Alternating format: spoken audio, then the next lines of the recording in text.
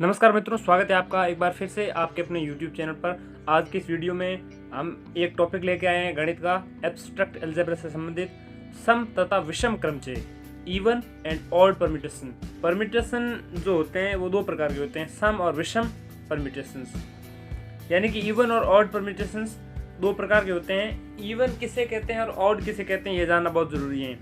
तो इसके लिए सबसे पहले आपको पता होना चाहिए कि परम्यूटेशन होता क्या है बेसिकली, और इसको समझने में जो डेफिनेशंस काम आने वाली हैं उनमें एक है पक्षांतरण। ठीक है, पक्षांतरण यानी ट्रांसपोजिशन किसे कहते हैं, क्रमचय किसे कहते हैं, ट्रांसपोजिशन किसे कहते हैं, ये जान लीजिए। इसको जानने के लिए आपको करना ये है कि जो वीडियो आपको अभी आई बटन में दिख रहा है ऊपर, वो चेक कीजिए, उसमें देख लीजिए, और नीचे डिस्क्रिप्शन बॉक्स में जाकर के भी आप वीडियोज़ बहुत सारे पढ़े हैं, उनमें से जो वीडियोज़ आपको देखने हैं चेक कर लीजिए। तो सबसे पहले इसकी परिभाषा जानते हैं। एक क्रमचय को, एक जो परम्यूटेशन होता है उसको हम जब पक्षांतरणों के गुणनफल के रूप में प्रकट करते हैं। ट्रांसपोजिशन क्या होता है ये जानने के लिए वीडियो मैंने आई बटन में बता दिया, वो चेक कर लीजिए। इस वीडियो के लगभग एंड में मैंने ट्रांसपोजिशन की डेफिनेशन बताई है, और वो वीडियो पूरा जो है वो साइक्लिक परम्यूटेशन यानी कि साइकिल या चक्र के संबंध में है। उस वीडियो में मैंने बहुत सारी डेफिनेशंस बताई हैं, वो वीडियो चेक कीजिए, उसमें बहुत सारी डेफिनेशंस आप जान सकेंगे। तो एक क्रमचय जो होता है, परम्यूटेशन जो होता है, जब उसको हम ट्रांसपोजिशंस के गुणा के रूप में प्रकट करते हैं। तो किस प्रकार ट्रांसपोजिशन के गुणा के रूप में प्रकट करते हैं ये जानेंगे अभी। इससे पहले थोड़ी सी संक्षिप्त में परिभाषा जान लीजिए कि पक्षांतरण यानी ट्रांसपोजिशन क्या होता है। पक्षांतरण बेसिकली एक साइक्लिक परम्यूटेशन होता है। साइक्लिक परम्यूटेशन जो होता है उसकी लेंथ यदि दो हो, उसकी लेंथ कितनी हो, दो, तो उस दो लेंथ वाले साइक्लिक परम्यूटेशन को हम ट्रांसपोजिशन कहते हैं। जैसे मैं आपको दिखाना चाहूँगा, ये एक हमारे पास परम्यूटेशन है, और ये साइक्लिक परम्यूटेशन है। क्योंकि इसमें इमेजेस से साइकिल का निर्माण हो रहा है। किस प्रकार से देखिए, 1 की इमेज 2 है, 2 की इमेज 3 है, 3 की इमेज 4 है, 4 की इमेज 5 है, 5 की इमेज वापस 1 है, 1 की 2 है, 2 की 3, इस तरह से आगे जाते हैं, और 5 पे आते ही वापस 1 पे आ जाती है इमेज। तो ये इमेजेस मिलकर एक बंद साइकिल का निर्माण कर रही हैं। इस वजह से इस परम्यूटेशन को साइक्लिक परम्यूटेशन कहते हैं। पक्षांतरण क्या होता है, पक्षांतरण यदि साइकिल, अब देखिए ये जो परम्यूटेशन है इसमें 1 से 5 तक लाइन से इमेजेस जाती हैं, लेकिन 5 के बाद इमेजेस वापस क्लोज हो जाती हैं। यानी कि 1 2 3 4 5 तक हैं, 1 की 2, 2 की 3, 3 की 4, 4 की 5 और 5 की वापस 1।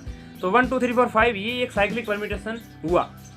लेकिन इस तरफ एक और साइक्लिक परम्यूटेशन बता दी कि 6 की तो 6 है, 7 की तो 7 है, लेकिन 8 की 9 है और 9 की वापस 8 है। तो ये जो छोटा सा है उसको हम इस प्रकार से लिख सकते हैं 8 और 9, जिसमें 8 की इमेज 9 है और 9 के बाद वापस इमेज 8 पे आ जाती है। तो इसकी लेंथ कितनी हुई, इसकी लेंथ 2 हुई, इसकी लेंथ कितनी हुई, उसकी लेंथ 5 हुई। तो ऐसा साइक्लिक परम्यूटेशन जिसकी लेंथ 2 हो, उस साइक्लिक परम्यूटेशन को हम पक्षांतरण कहते हैं। तो अब जान लीजिए कि एक क्रमचय जो होता है उसको हम पक्षांतरणों के गुणनफल के रूप में, यानी कि 2 लेंथ वाले साइक्लिक परम्यूटेशंस के गुणनफल के रूप में प्रकट करेंगे। तो हम देखेंगे पक्षांतरणों की संख्या कितनी है। यदि पक्षांतरणों की संख्या सम है, पक्षांतरणों की संख्या यानी ट्रांसपोजिशंस की संख्या यदि सम हो या फिर विषम हो, तो उस आधार पे यदि सम हुई संख्या, ट्रांसपोजिशंस की संख्या इवन हुई, तो उस परम्यूटेशन को इवन परम्यूटेशन यानी कि सम क्रमचय कहते हैं। और यदि ऑड हुई यानी कि विषम हुई, तो उसको हम फिर विषम क्रमचय कहेंगे। अब कुछ महत्वपूर्ण पॉइंट हैं जो आप जान लीजिए, बहुत जरूरी है ये जानने। एक पक्षांतरण जो होता है वो सदैव विषम क्रमचय होता है। पक्षांतरण जो होता है वो सदैव विषम क्रमचय क्यों होता है, एक पक्षांतरण सदैव विषम क्रमचय होता है। पक्षांतरण का मतलब 2 लेंथ वाला साइक्लिक परम्यूटेशन। जैसे ये पड़ा 8 और 9, तो इसको क्लोज कर लिया। अभी 8 और 9 है, ये एक विषम क्रमचय है, इसका पता कैसा लगेगा। तो 8 और 9 को आप गुणन खंडों के रूप में प्रकट कीजिए। तो इसके गुणनखंड क्या बनाएंगे, इसके गुणनखंड तो नहीं बनेंगे क्योंकि इसका गुणनखंड खुद 1 बन गया है। तो 1 अपने आप में एक विषम संख्या है, इसलिए ये खुद जो है 8 9 एक पक्षांतरण जो है वो अपने आप में एक विषम क्रमचय हुआ। इस आधार पे एक पक्षांतरण जो होता है वो सदैव विषम क्रमचय होता है, ऑड परम्यूटेशन होता है। इसके साथ साथ आइडेंटिटी जो परम्यूटेशन होता है यानी कि तत्समक क्रमचय, यानी ऐसा क्रमचय जिसमें इमेजेस सेम हो, 1 की इमेज 1 हो, 2 की इमेज 2 हो, 3 की इमेज 3 हो।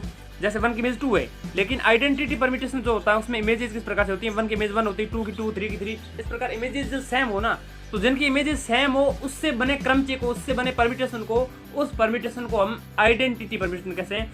और एक आइडेंटिटी परम्यूटेशन हमेशा सम क्रमचय होता है, सम यानी कि इवन परम्यूटेशन।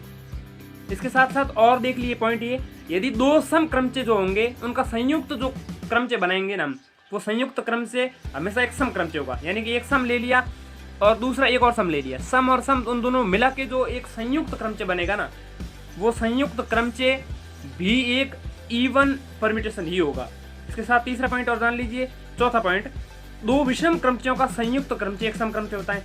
यानी कि दो सम क्रमचे लो, उनका संयुक्त करो तो भी सम निकलेगा, और दो विषम क्रमचे लो, उनको संयुक्त करो तो भी सम निकलेगा। दोनों ही स्थिति में क्रमचे जो होगा वो सम ही होगा। दो सम संख्याओं को जोड़ो हमेशा सम संख्या प्राप्त होती है, उसी तरह से दो विषम संख्याओं को जोड़ो तो भी सम संख्या प्राप्त होती है। तो उस आधार पर इसको आप याद रख सकते हैं। एक और पॉइंट, एक सम और दूसरी विषम संख्या यदि हम जोड़ते हैं तो हमें पता है क्या प्राप्त होती है, विषम संख्या। ठीक उसी प्रकार से एक यदि सम हुआ क्रमचे और दूसरा क्रमचे विषम क्रमचे हुआ तो उन दोनों से मिलकर जो संयुक्त क्रमचे बनेगा वो भी विषम होगा। तो ये सारे पॉइंट्स आप याद कर सकते हैं। अब हम एक उदाहरण की सहायता से समझते हैं कि वास्तव में सम क्रमचे और विषम क्रमचे किस प्रकार से होते हैं। अब देखिए प्रश्न हमारे सामने है, ज्ञात कीजिए कि क्रमचे सम है या विषम। और हमारे सामने परम्यूटेशन जो क्रमचे दिए हुए हैं, ये रो बराबर 1 की इमेज 2, 2 की 3, 3 की 4, 4 की 5, 5 की 1 हो जाएगी वापस, 6 की 6 है, 7 की 7 है, 8 की 9 और 9 की 8 है। ये एक परम्यूटेशन है हमारे सामने। तो ये परम्यूटेशन जो है उसमें 9 एलिमेंट्स हैं। अब जो है इसको हम क्या करेंगे, क्योंकि एक क्रमचे होगा उसको हम पक्षांतरणों के गुणनफल के रूप में प्रकट करेंगे और हम चेक करेंगे कि जो पक्षांतरण बने हैं, ट्रांसपोजिशंस बने हैं, क्या वे सम है यानी कि इवन है या ऑड है, ये पता लगाएंगे। तो ये जो बना हुआ है इसमें हम इसको पक्षांतरणों के गुणनफल के रूप में प्रकट करते हैं। तो सबसे पहले तो साइक्लिक परम्यूटेशंस कितने बन रहे हैं वो देख लीजिए। यहाँ पे दो साइक्लिक परम्यूटेशंस बनेंगे, देखिए 1 2 5 है और 5 के बाद वापस 1 हो रहा है इमेज। तो एक तो हो गया साइक्लिक परम्यूटेशन 1 2 3 4 5। ये एक पूरा परम्यूटेशन था, उसमें साइक्लिक परम्यूटेशन दो बने, 1 2 3 4 5 एक साइक्लिक परम्यूटेशन बना और 8 9 दूसरा साइक्लिक परम्यूटेशन बना। इस साइक्लिक परम्यूटेशन की लेंथ 5 है और इस साइक्लिक परम्यूटेशन की लेंथ 2 है। और जिस साइक्लिक परम्यूटेशन की लेंथ 2 होती है उस साइक्लिक परम्यूटेशन यानी कि साइकिल को ही हम क्या कहते हैं, ट्रांसपोजिशन। अब देखिए 1 2 3 4 5 है, इसको दो लेंथ वाले साइक्लिक परम्यूटेशंस के टुकड़ों के रूप में बांटा जाए तो 1 2 3 4 5 को आप 1 5 1 4 1 3 1 2 इस तरह से लिख सकते हैं। 1 2 3 4 5 साइक्लिक परम्यूटेशन को आप पक्षांतरणों के गुणनफल के रूप में यानी कि ट्रांसपोजिशन के गुणनफल के रूप में प्रकट करना चाहें तो आप कैसे कर पाएंगे, 1 के साथ 5 लिख लीजिए, 1 इधर कोने पे पड़ा है उसके साथ लास्ट वाला लिख लीजिए 1 5, 1 के साथ 5 हो गया आप 4 लिख लीजिए, 1 के साथ 3 लिख लीजिए, 1 के साथ 2 लिख लीजिए। तो ये कितने बने इसके साथ जोड़े देख लीजिए, 1 के साथ 5 का एक जोड़ा, 1 के साथ 4 का एक जोड़ा, 1 के साथ 3 का एक जोड़ा और 1 के साथ 2 का एक जोड़ा। यानी कि 1 2 3 4 5 साइक्लिक परम्यूटेशन जो जिसकी लेंथ 5 थी उसको हम दो लेंथ वाले साइक्लिक परम्यूटेशन के 4 भागों के रूप में बांट के लिख सकते हैं। यानी कि 1 2 3 4 5 के स्थान पे 1 5 1 4 1 3 1 2 ये 4 साइक्लिक परम्यूटेशंस बने जिसकी लेंथ 2 है। यानी कि ये साइक्लिक परम्यूटेशंस हैं जिनकी लेंथ 2 है, यानी कि ये क्या है, ट्रांसपोजिशंस हैं, पक्षांतरण हैं। तो 1 2 1 5 1 4 1 3 1 2 8 9 इस तरह से आप लिख सकते हैं। अब यदि आप इसको समझना चाहें वापस उस रूप में लिख करके, जैसे 1 2 3 4 5 हैं तो 1 2 3 4 5 में हमें ये कहा जाए ना कि इसकी टोटल इमेजेस लेके वापस साइक्लिक परम्यूटेशन में, तो 1 2 3 4 5 तक तो इस तरह से लिखेंगे, 1 की इमेज 2 2 की 3 3 की 4 5 5 से वापस 1 हो जाएगी। लेकिन इसके साथ जो सेट बच गई है जैसे 9 तक हैं तो 6 की 6 लिखेंगे, 7 की 7 लिखेंगे, 8 की 8 लिखेंगे, 9 की 9 लिखेंगे। ठीक इसी तरह से इसकी इमेजेस लिखने को कहें तो 1 to 9 है तो 8 की 9 है और 9 की 8 है, बाकी जो 1 से 7 तक बचे हैं उनको वापस लिखेंगे, 1 की 1 2 की 2 3 की 3 4 की 4 इस तरह से लिखेंगे।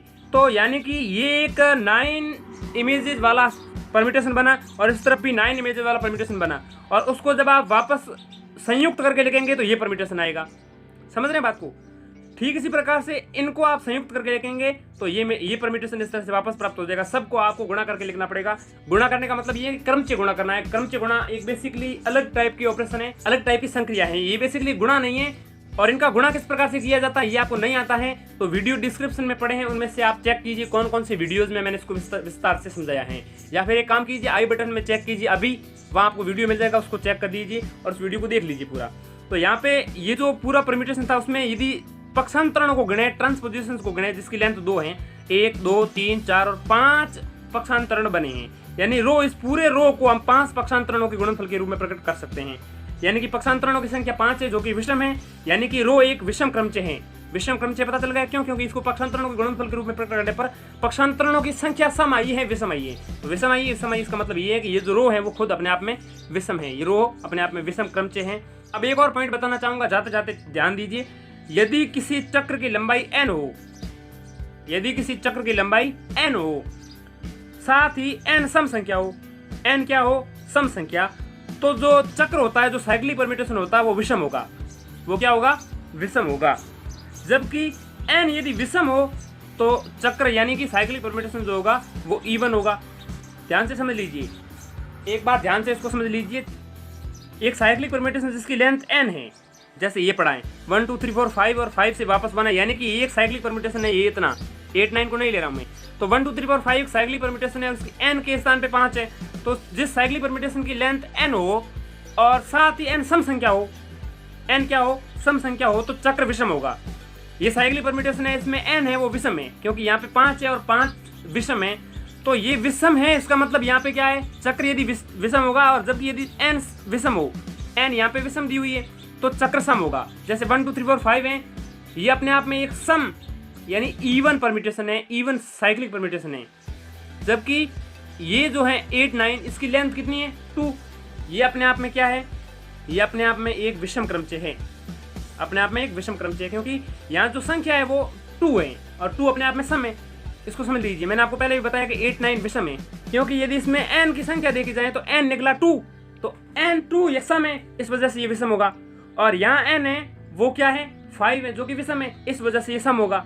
सम क्यों होगा, क्योंकि इसका गुणनफल करके देख सकते हैं आप, पक्षांतरणों के गुणनफल के रूप में इसको बांटेंगे तो आप देखिए यहाँ पे 4 निकले, इसके 4 निकले, 8 9 को साथ मत लीजिए, मैं 1 2 3 4 5 की बात कर रहा हूँ। तो यहाँ पक्षांतरण कितने आए 4, और 4 क्या है सम है, इस वजह से 1 2 3 4 5 साइक्लिक परम्यूटेशन जो है वो तो सम हुआ ना। जबकि 8 9 इसमें संख्या कितनी है, 8 9 में 8 और 9 ये 2 हैं, n के स्थान पे कितना है 2 है, तो n यहाँ पे 2 है यानी कि सम है, सम है, इस वजह से ये खुद विषम होगा। संख्या सम हुई तो साइक्लिक परम्यूटेशन विषम होगा, और संख्या विषम हुई तो साइक्लिक परम्यूटेशन सम होगा। इस बात को याद रखिए, ये बहुत ही शानदार लाइन है, महत्वपूर्ण लाइन है। तो आज की इस वीडियो में हमने एक उदाहरण की सहायता से समझने की कोशिश की कि इवन और ऑड परम्यूटेशंस क्या होते हैं, यानी कि सम और विषम क्रमचय क्या होते हैं, और इससे संबंधित महत्वपूर्ण पॉइंट्स भी जाने जो कि आपको प्रत्येक जगह काम आएंगे। तो आज का ये वीडियो आपको यदि थोड़ा सा भी अच्छा लगा हो तो वीडियो को लाइक कर दीजिए, और साथ ही हमारे चैनल को सब्सक्राइब करके बेल आइकन जरूर दबा देना, ताकि इसी तरह की वीडियोस जो मैं अपलोड किया करूंगा वो आपको देखने को सबसे पहले मिलेंगे, ताकि उनकी सूचनाएं आप तक पहुंच जाएंगी। जैसे ही मैं अपलोड करूंगा उसकी सूचना आप तक पहुंच जाएगी। धन्यवाद, शुक्रिया।